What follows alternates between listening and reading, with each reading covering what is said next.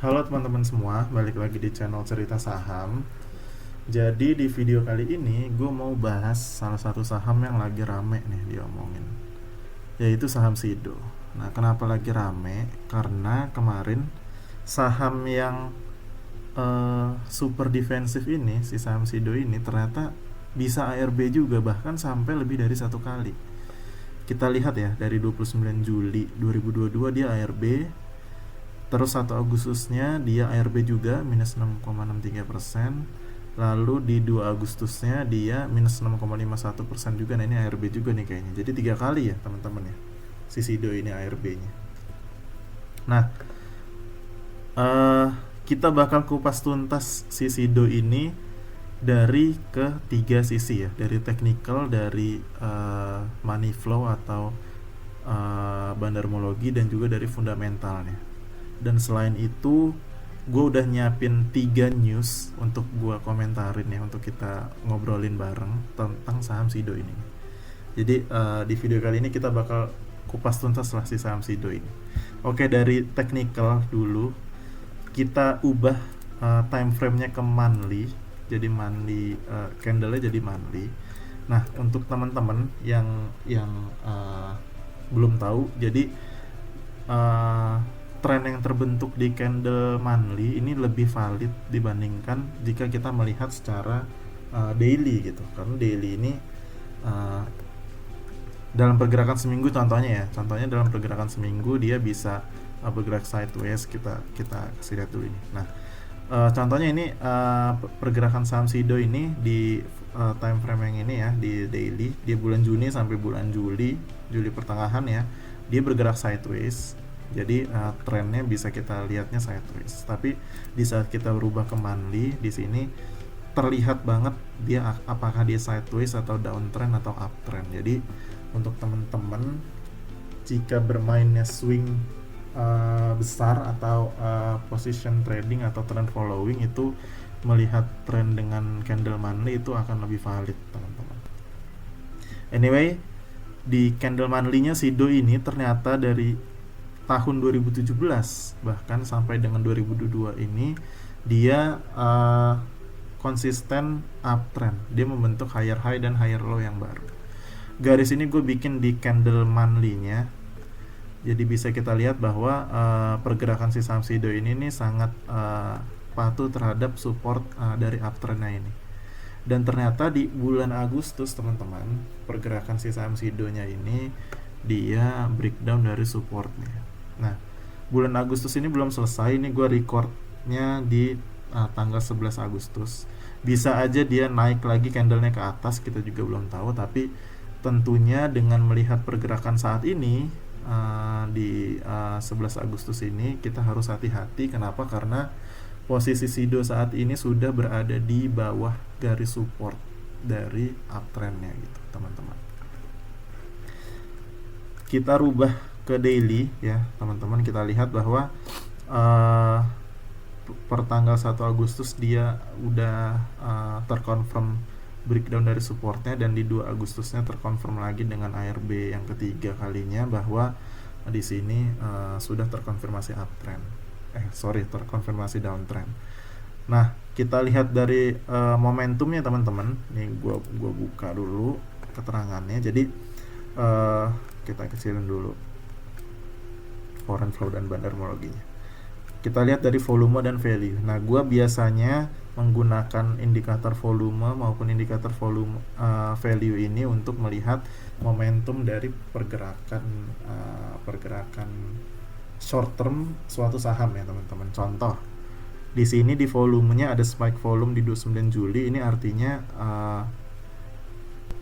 saham tersebut momentum pergerakannya itu sangat besar, mengikuti dengan candlenya saat hari itu terbentuknya candle apa. Contoh di 29 Juli dia bearish candle merah ARB. Kita lihat ada spike volume juga di situ. Jadi semakin besar volumenya itu semakin valid momentum dari trennya bergerak ke atas ataupun ke bawah ataupun sideways gitu teman-teman. Dan dari 29 Juli sampai dengan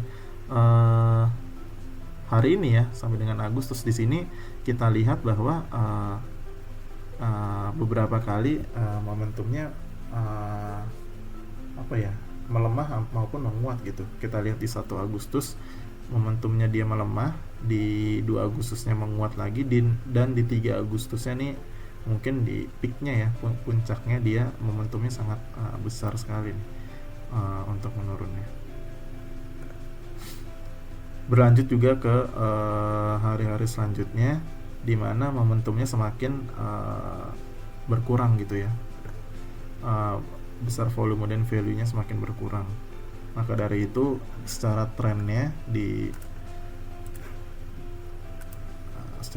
ini udah mulai bergerak sideways, karena momentum dari, kita lihat dari volume dan value-nya juga mulai berkurang gitu. Jadi pergerakannya mulai bergerak sideways saat ini.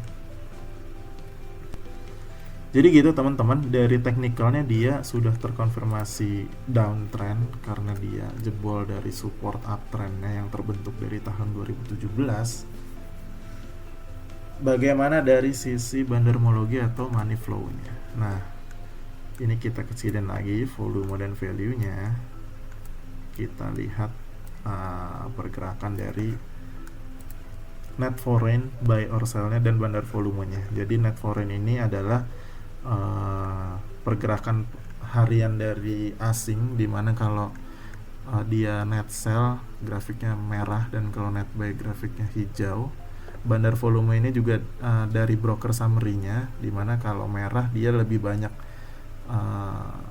net sell-nya dari top brokernya, dan juga kalau hijau dia lebih banyak buy-nya dari top brokernya. Jadi dari pergerakan asingnya kita lihat,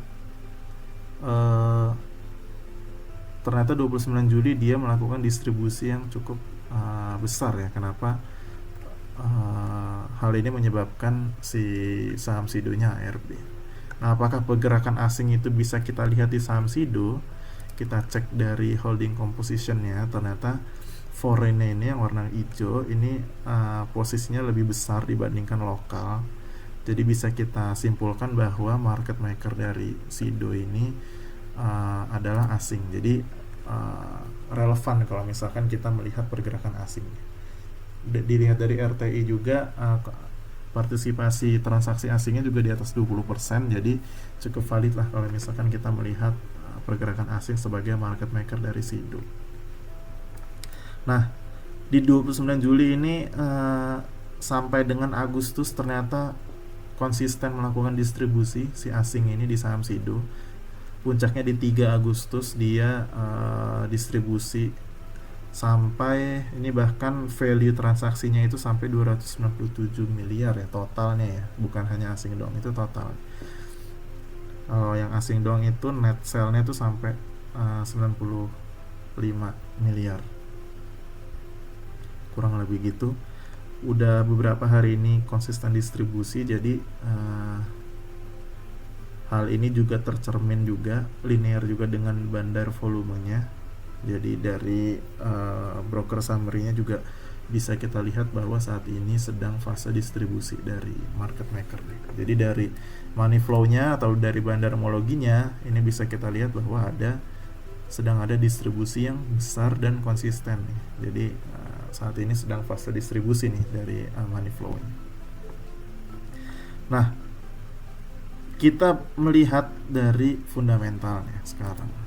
Kita cek fundamentalnya, apakah yang terjadi dengan saham SIDO seperti yang udah sering gue omongin juga di video-video gue sebelumnya. Untuk yang udah pernah nonton video gue pasti tahu bahwa di saat melihat fundamental, gue biasanya paling gampangnya ya teman-teman, paling gampang dan cepatnya gue melihat growth dari net income dan dari revenue-nya. Kita lihat kuartal 1 untuk SIDO ini growth-nya masih positif, baik YoY kuartal 1-nya dari 2020-nya dia net income-nya 232 miliar, di 2021-nya dia 269 miliar, which is menaik ya. Di 2020-nya dia meningkat juga 295 miliar. Nah, apa yang terjadi di kuartal 2? Ternyata dia menurun nih teman-teman. menurun jika dibandingkan dengan kuartal sebelumnya, kuartal 1 2022 maupun kuartal 2 di tahun sebelumnya, kuartal 2 di 2021. Nah, bisa kita lihat nih dari 2020 dia di kuartal 2-nya meningkat teman-teman, 182 miliar ke 233 miliar. Dan dari 2021 ke 2022 dia menurun di kuartal 2-nya pendapatannya. Dan berdampak langsung ke net income-nya menurun di 151 miliar. Revenue-nya kita lihat memang menurun ya, 2020 ke 2021 itu meningkat dari 700-an ke 800-an, dan di 2022 ini revenue-nya jadi 700-an M, menurun dibandingkan dengan kuartal 2 2021.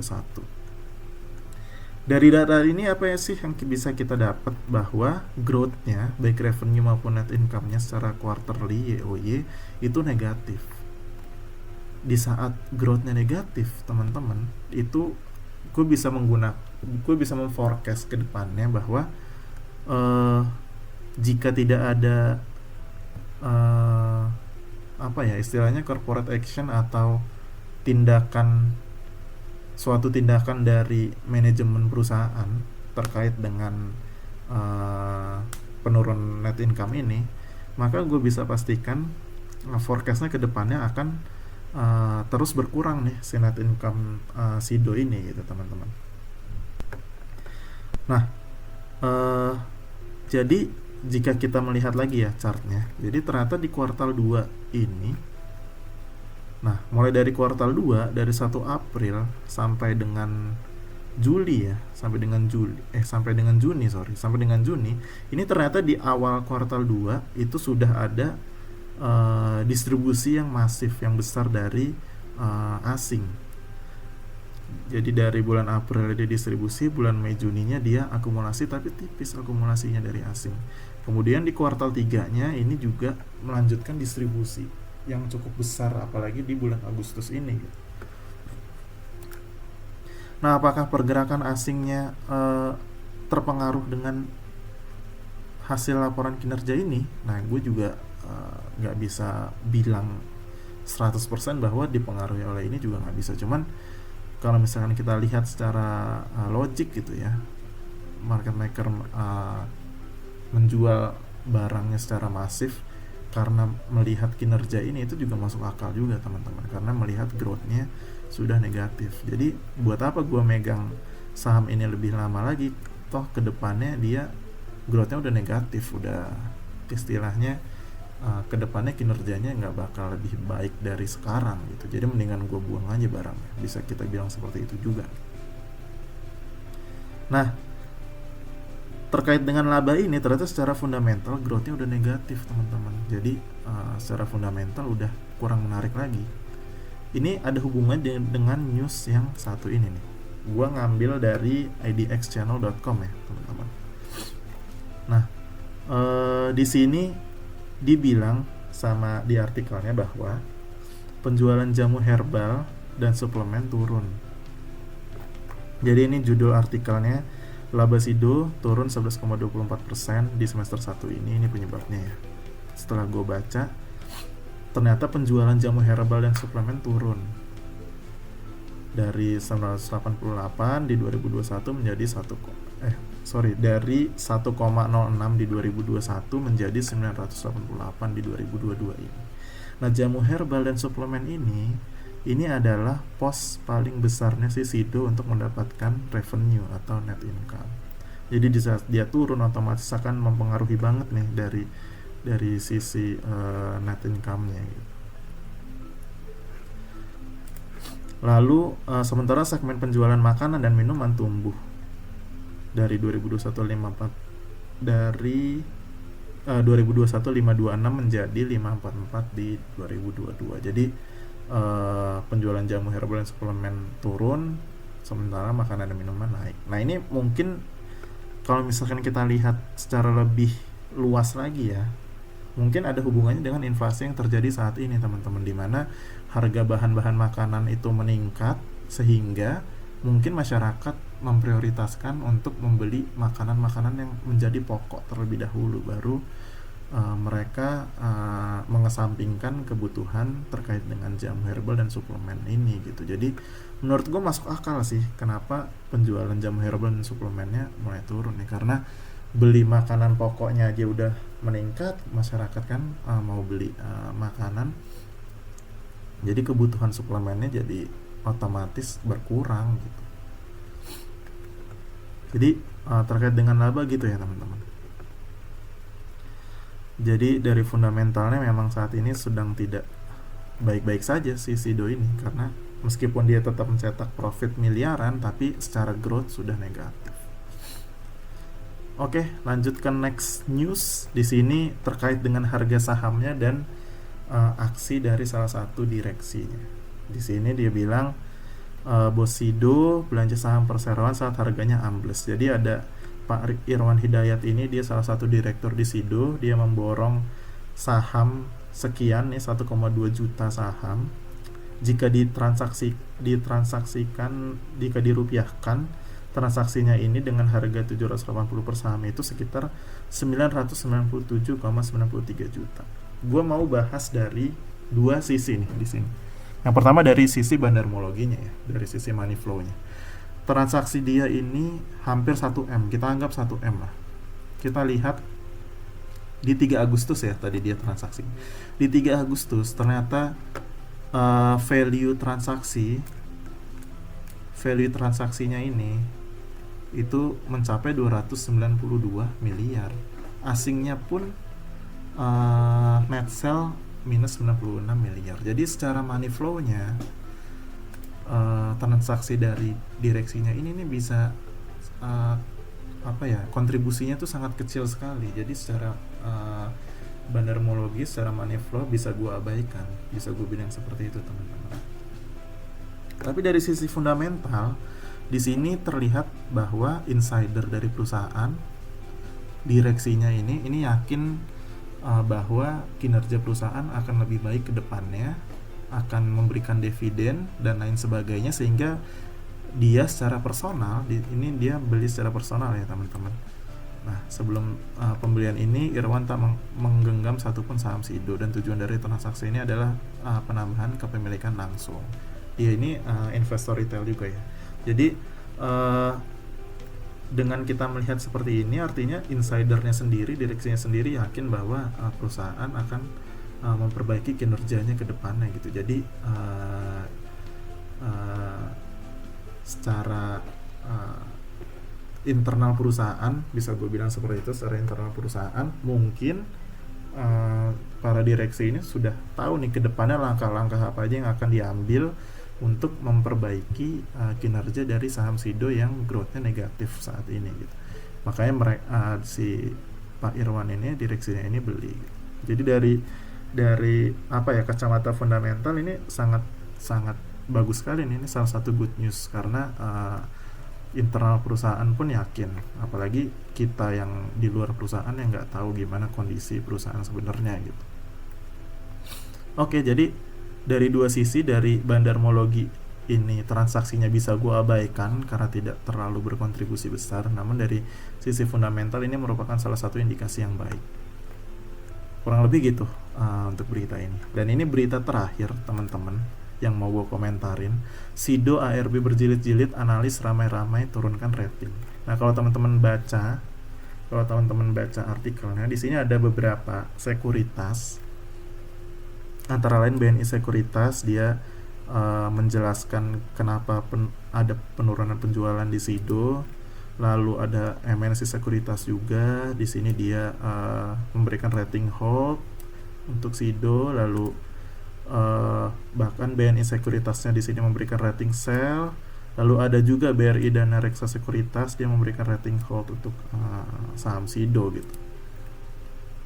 Artinya ratingnya yang sebelumnya buy, nah rating hold juga merupakan downgrade rating dari yang sebelumnya buy. Nah seperti yang gue bilang tadi ya barusan, jadi yang sebelumnya buy itu berubah jadi hold maupun jadi sell. Nah saat berubah rating ini teman-teman, dari sekuritas, dari analis-analis yang ada di banyak sekuritas, ini artinya menjadi salah satu bisa gue bilang pertimbangan dari big player untuk mengadjust portofolio saham Sido di portofolio mereka masing-masing. Gini, gampangnya pemain-pemain besar, big player seperti reksadana, seperti asuransi, seperti institusi ataupun company ataupun perusahaan dengan big money itu tentu melihat ada penurunan rating dari analis di banyak sekuritas, itu tentunya akan mempengaruhi mereka apakah akan mau hold atau mau buy atau mau sell terhadap saham Sido tersebut. Dan yang terjadi apabila big money, big player dari pemain-pemain besar tersebut akhirnya hold atau sell bahkan, itu tentunya akan mempengaruhi secara langsung pergerakan saham Sido, menjadi indikasinya akan turun seperti itu teman-teman. Jadi sebenarnya dari pergerakan saham Sido yang ARB 3 kali ini dan ratingnya nurun nih si Sido ini, itu pasti akan berdampak secara panjang ya, akan berdampak pada adjusting portofolio saham Sido di masing-masing pemain besar seperti reksadana, asuransi, perusahaan ataupun institusi yang mempunyai portofolio saham Sido di portofolio mereka. Nah, ini dari sisi bandarmologi, dari sisi money flow ini sangat bisa gue bilang kurang baik lah, nggak bagus juga nih, karena ada kemungkinan big player, big money-nya akan mengadjust komposisi saham Sido mereka gitu. Jadi kurang oke lah untuk pergerakan saham Sido ke depannya. Oke, dari 3 news itu dan dari 3 sisi teknikal, bandarmologi dan money flow, gimana nih ke depannya saham Sido? Nah, kalau gue pribadi teman-teman, di sini gue lihat dulu support kuatnya di mana. Nah, kalau misalkan gue lihat dari historical, support kuatnya nih di sini nih teman-teman. Nah, di sini ada beberapa kali rejection. Di sini pernah ada rejection, lalu di sini juga ada rejection, sehingga ini menjadi support kuatnya. Nah, kalau misalkan kita lihat di sini angkanya di 704 plus minus 10 ya, mungkin 710 sampai 690 lah ya teman-teman, kurang lebih di sini. Jadi ini adalah support kuat dari Sido. Trading plan-nya gimana? Kalau gua yang pertama kali gua lihat tentunya adalah pergerakan dari market maker-nya. Apabila asingnya udah mulai akumulasi teman-teman, tentu udah bisa kita pertimbangkan untuk masuk. Karena kalau misalkan asingnya tetap terus distribusi, yang terjadi akan seperti ini teman-teman, ARB lagi gitu. Karena asingnya memiliki saham Sido lebih banyak dari kita. Kalau mereka jual, tentu sahamnya akan bergerak turun ke bawah. Jadi yang harus kita lihat adalah nunggu dia akumulasi dulu gitu. Dia konsisten akumulasi, selanjutnya adalah kita lihat pergerakan harga sahamnya. Bisa, kalau saat ini ya, di harga saat ini bisa kita beli buy on weakness di area supportnya, yaitu level 690 sampai 710 dengan target price, target taking profit itu di level 800-an ya teman-teman. Yang perlu diperhatikan adalah teman-teman harus hati-hati saat dia breakdown dari supportnya, dari 700-an ini ya, dari 690 sampai 710 ini. Kalau dia jebol dari support kuatnya ini yang terbentuk di secara historisnya ini, artinya dia bisa turun terus sampai level 600-an bahkan level 500-an. Jadi menurut gua skenario paling baik saat ini adalah wait and see teman-teman untuk saham Sido. Jadi kita mulai action saat ada akumulasi lah dari market maker-nya. Karena kalau misalkan ya market maker distribusi terus, ya menurut gue akan menjadi mungkin untuk saham ini jebol dari level 700-an ya ke 600-an bahkan 500-an. Gitu teman-teman kalau pendapat dari gue terkait saham Sido ini. Semoga apa yang kita obrolin bareng terkait saham Sido ini, baik dari sisi teknikal, bandarmologi maupun fundamental, serta komentar-komentar gue di news-news terkait Sido ini bisa berguna untuk teman-teman semua. Oke, thank you semuanya.